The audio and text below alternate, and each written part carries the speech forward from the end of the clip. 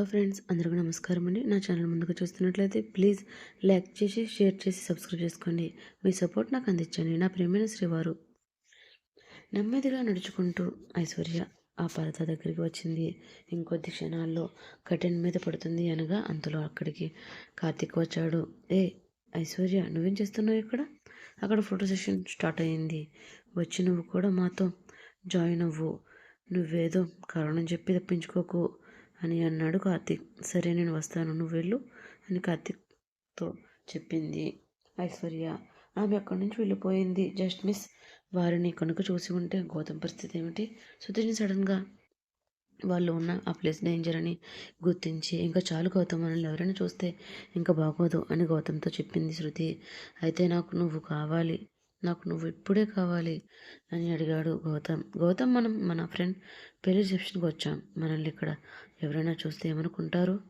దయచేసి అర్థం చేసుకో అని అతనికి చెప్పినట్లుగా అంది శృతి. గౌతమ్కి కూడా ఆమె చెబుతుంది అర్థమైంది. వెంటనే ఆమెను విడిచిపెట్టడానికి ఇష్టపడలేదు. అయిష్టంగానే ఆమె నుంచి దూరంగా జరిగాడు గౌతమ్. నేను ఇప్పుడే బయటికి ఎలా రాను? జాలీగా అడిగింది శృతి. అతనికి కూడా ఆమె పరిస్థితి అర్థమైంది. అవును, ఇప్పుడు ఏం చేసినా ఆ జిప్ నేను పెట్టలేను అని అనుకున్నాడు గౌతమ్. ఎందుకంటే అతని దాన్ని కొరికి పాడు చేశాడు. అతను మౌనంగా కొద్దిసేపు ఆలోచించాడు. అతను నెమ్మదిగా ఆమె దగ్గరికి వెళ్ళి ఆమె జుట్టుని వెనక్కి వేశాడు. ఆమె జుట్టు ఆమె వేపుని సగం కవర్ చేసేసింది. మిగతా సగాన్ని ఏం చేయాలో అని గౌతమ్ ఆలోచిస్తుండగా మిగతా సగాన్ని తన చేతితో ఆమె నడుమును తిప్పి ఆమె నడుముని దగ్గరగా పట్టుకుని మిగతా సగం ఎవరికి కనిపించకుండా దాచేశాడు. వాళ్ళు ఎలా నడుస్తూ ఉంటే చూసే వాళ్ళకి చాలా నిర్ణయమైన జంట అని గట్టిగా పట్టుకుని నడుస్తున్నట్లుగా కనిపించింది. అతను అలా దగ్గరికి పట్టుకోగానే శృతికి ఒక్కసారిగా కంగారుగా చూసింది. గౌతమ్ని. ఏంటి ఆ లుక్? నేనెవరో అమ్మాయిని పట్టుకోవడం లేదు, నా భార్యను నేను పట్టుకున్నాను. నేను ఈ మొగుడిని పట్టుకోవచ్చు, ఏమీ కాదు అని చెప్పాడు గౌతమ్. మొదటిసారి కాన్ఫిడెంట్గా అతని అడుగు వేసుకుంటూ వెళ్తుంది శృతి. గౌతమ్ శృతిని అలాగే పట్టుకుని స్టేజ్ మీదకు తీసుకుని వెళ్ళాడు. కార్తిక్ వాళ్ళిద్దరిని అలా చూసి చాలా సంతోషించాడు. కానీ ఐశ్వర్య మాత్రం కోపంతో రగిలిపోతుంది. గౌతమ్ ఖచ్చితంగా ఆమెకు ద్రోహం చేస్తాడని తెలిసింది. గౌతమ్ కార్తిక్తో, ఓకే కార్తిక్, ఇక మేము బయలుదేరుతాము, మాకు ఒక ముఖ్యమైన పని ఉంది అని అన్నాడు గౌతమ్. ఏంటి ముఖ్యమైన పని గౌతమ్ అని అడిగింది ఐశ్వర్య. వాళ్ళిద్దరూ భార్యాభర్తలు, వారికి 1000 పనులుంటాయి. వాళ్ళకేం పని ఉంటుందో నీకేం తెలుసు?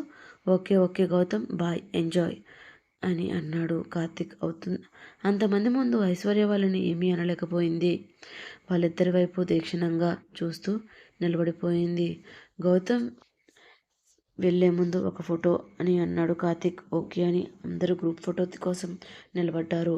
అంతలో ఐశ్వర్య శృతి దగ్గరకు వచ్చి, ఏ శృతి, నువ్వు పక్కకు జరుగు, అటువైపు వెళ్ళి నిలబడు అంది ఐశ్వర్య. శృతి అక్కడే ఉంటుంది, నువ్వు అవతలికి పక్కకు వెళ్ళి నిలబడు అని సీరియస్గా అన్నాడు. ఆ మాటలు అంటుంది గౌతమ్నా అని ఆశ్చర్యంగా నిలబడిపోయింది. శృతి నిస్సాయంగా గౌతమ్ వైపు చూసింది. అది కాదు గౌతమ్ అంటూ ఐశ్వర్య ఏదో చెప్పబోయింది. నేను చెప్తున్నాను, నువ్వు అక్కడికి వెళ్ళి నిలబడు అని సీరియస్గా చెప్పాడు గౌతమ్. ఇంకా మరో ఆప్షన్ లేక ఐశ్వర్య అవతల పక్కకు వెళ్ళి నిలబడింది. గౌతమ్ శృతి ఇద్దరు పక్కన ఉన్న ఫోటో చాలా అందంగా వచ్చింది. ఆ తర్వాత గౌతమ్ శృతి ఇక్కడి నుంచి బయలుదేరారు. ఇంతలో వాళ్ళ దగ్గరికి ఐశ్వర్య వచ్చి, గౌతమ్, మీరు ఇంటికే కదా వెళ్తున్నారు, నేను కూడా మీతో పాటు వస్తాను అని అన్నది. ఐశ్వర్య, లేదు ఐశ్వర్య, మేము ఇప్పుడు ఇంటికి వెళ్ళడం లేదు, వెళ్ళే దారిలో ఇంకో ఫంక్షన్ ఉంది, అది చూసుకున్న తర్వాత ఇంటికి వస్తాము, నువ్వు ఇంటికి వెళ్ళిపో అని చెప్పాడు గౌతమ్. గౌతమ్ పచ్చి అబద్ధం చెప్పాడు అన్న సంగతి శృతికి అర్థమవుతుంది.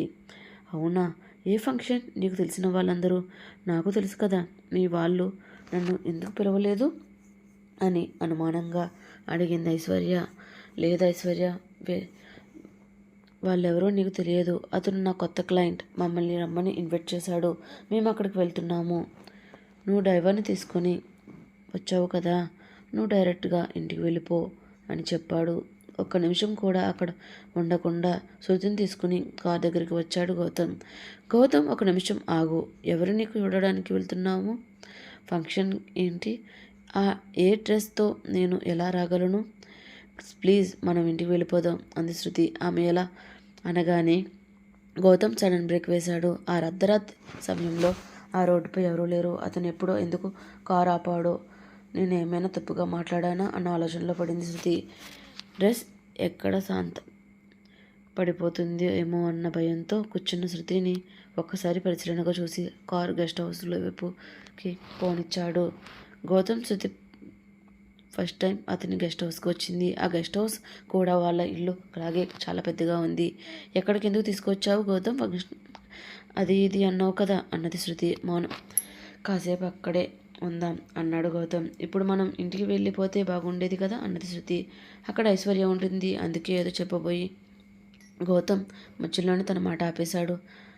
తనలో ఏదో మాట్లాడేలే అని ఇక్కడ తీసుకువచ్చాడు అన్న సంగతి శృతికి అర్థమైంది. మరి నువ్వు ఎవరో క్లయింట్ ఇన్వైట్ చేశాడని చెప్పావు కదా, ఇక్కడికి వెళ్ళావా అని అడిగింది శృతి. ఇంతకంటే ఎక్కువ ఆమె నుంచి దాచడం వదా అని నిట్టూర్చి నేను చెప్పాడు గౌతమ్. చూడు శృతి, నాకు నీతో ఉండాలి అనిపించింది, అందుకే ఐశ్వర్యతో అబద్ధం చెప్పాను. ఒకవేళ మనం ఇంటికి వెళ్ళినా అక్కడ ఐశ్వర్య ఉంటుంది. మనం పార్టీకి ఎందుకు వెళ్ళలేదని 1,00,000 ప్రశ్నలు అడుగుతుంది. అందుకే కాసేపు ఇక్కడే ఉండి వెళ్దాం అని అన్నాడు గౌతమ్. అతని మాటలు విన్న శృతికి ఏం చెప్పాలో తోచలేదు. గౌతమ్ తనతో ఉండాలి అన్నదానికి సంతోషపడలేదో, తన ఫ్రెండ్ని మోసం చేస్తున్నాడని బాధపడాలో, ఈ రెండిట్లో ఆమె నలిగిపోతుంది. అయితే నువ్వు ఐశ్వర్యతో చెప్పిందంతా ఆమె చెప్పే మాట పోతే కాకముందే గౌతమ్ ఆమె దగ్గరికి వెళ్ళి తన పెదవులపై తన చూపుడు వేలు ఉంచాడు. శృతి, ఇప్పుడు నన్ను ఏమీ అడగవద్దు. నిజం చెప్పాలి అంటే నువ్వు అడిగే ప్రతి ప్రశ్నకు నా దగ్గర సమాధానం లేదు. నాకు కొంచెం టైం ఇవ్వు అన్నాడు గౌతమ్. శృతి అంతకు మించి ఏమీ మాట్లాడలేకపోయింది. అందుకే ఆమె మౌనంగా నిలబడిపోయింది.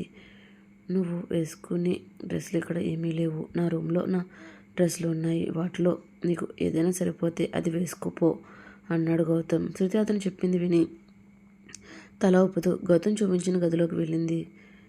గౌతమ్ మనసులో లాగే శృతి మనసులో కూడా వేళ అయోమయాలు. ఇద్దరికి ఒకే పరిస్థితి. గౌతమ్ ఇప్పుడు ఆమె భర్త కావచ్చు, కానీ ఈశ్వరి గౌతమ్ ఇద్దరు ఆ భార్యాభర్తలు కావాలని కలలు కన్నారు. 6 నెలల తర్వాత గౌతమ్ ఇలా ప్రవర్తించాడని ఐశ్వర్యకు తెలిస్తే నన్ను ఒక ద్రోహిగా చూస్తుంది అని బాధగా కూర్చుంది. శృతి, వద్దు శృతి, ఎక్కువగా అసలు పెంచుకోకు. 6 నెలల తర్వాత గౌతమ్ని ఎన్నో వదిలేస్తాడు. మళ్ళీ అతనితో ప్రేమలో పడితే అదే నీకే నష్టం. ఎక్కువగా మించి అని అంతరాత్మ చెప్పింది. శృతికి అలా అనుకున్న తర్వాత ఒక నిర్ణయానికి వచ్చినట్లుగా అక్కడి నుంచి వెళ్ళి అర్మారాలో ఉన్న తనకు సరిపోయిన బట్టల కోసం వెతికింది. తనకు సరిపోయేలా ఉన్న అతని టీషర్ట్ ట్రాక్ షూట్ని తీసుకుని బాత్రూంలోకి వెళ్ళింది. స్నానం చేసి కిందకు రాగానే బాగా ఆకలిగా అనిపించింది. అంతలోనే ఆమె ముక్కుకి మంచి వాసన కదగిలింది. ఎవరో కిచెన్లో మంచి డిష్ చేస్తున్నారు అనిపించింది. ఇంతకీ ఎవరు వండుతున్నారు అని కిచెన్ దగ్గరికి వచ్చిన ఆమెకి తన తెల్ల చొక్క చేతులు పైకి పెట్టుకుని వంట చేస్తున్న గౌతమ్ని చూసింది. అతనికి వంట చేయడం వచ్చనే ఆమెకి ఇప్పుడు దాకా తెలియదు. వాళ్ళు వంట చేస్తుంటే ఎంత అందంగా ఉంటారా అని అనుకుంటుకుండా ఉండలేకపోయింది శృతి. కళ్ళు తిప్పలేక అతని వైపు చూస్తూ ఉండిపోయింది. అతను ఏం వండుతున్నాడో చూద్దామని వెళ్ళి పిల్లలా వెనక్కి తొంగి చూస్తుంది. కానీ ఆమెకి ఏమీ అర్థం కాలేదు. సూపర్ స్మెల్ వస్తుంది. ఏం వండుతున్నాడో ఏంటో అని మనసులో అనుకుంది శృతి. దూరం నుంచి ఎంత తొంగి చూసినా ఆమెకేమీ వండుతున్నాడో అర్థం కాలేదు. అందుకే నెమ్మదిగా అతని దగ్గరికి వెళ్ళి 2 అడుగులు వేసింది. అతను ప్రిపేర్ చేసిన డిష్ చూశాక ఆమెకు నోట్లో నీళ్ళు వచ్చేసాయి. అందులో గౌతమ్కి ఏదో తేడాగా అనిపించి ఒక్కసారిగా వెనక్కి తిరిగి చూశాడు. శృతి తనకి ఎంత దగ్గరగా నిలబడి ఉండడం చూసి గౌతమ్ భయపడ్డాడు. ఎందుకంటే ఆమె ఆ టైంలో అక్కడికి వస్తుందని అతను ఊహించలేదు. ఏ శృతి, నువ్వెప్పుడొచ్చావు అని అడిగాడు గౌతమ్. అతను అలా గట్టిగా అడగడంతో భయపడి 2 అడుగులు వెనక్కి వేసింది. శృతి, ఇప్పుడే వచ్చాను గౌతమ్, నువ్వే వండుతున్నావో చూద్దామనిపించి అందుకే దగ్గరకు వచ్చాను అని తడబడుతూ చెప్పింది శృతి. అప్పుడే గౌతమ్ శృతిని పైనుంచి కింద వరకు ఎగదిగా చూశాడు. ఆమె వేసుకున్న బ్లాక్ టీషర్ట్ చాలా వదులుగా ఉంది. అతను ఏం గమనిస్తున్నాడో చూసిన శృతి కొంచెం మొహమాటంగా తన బట్టలు సదురుకుంది. సడన్గా అతను ఆమెను చూసి నవ్వడం మొదలుపెట్టాడు.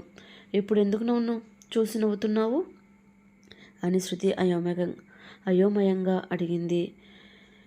చిన్నపిల్లల అలా అమాయకంగా శృతి అడగగానే గౌతమ్ తన నవ్వుని కంట్రోల్ చేసుకోలేకపోయాడు. ఆ గెస్ట్ హౌస్లో ఇప్పుడు వాళ్ళిద్దరూ ఒంటరిగా ఉన్నారు.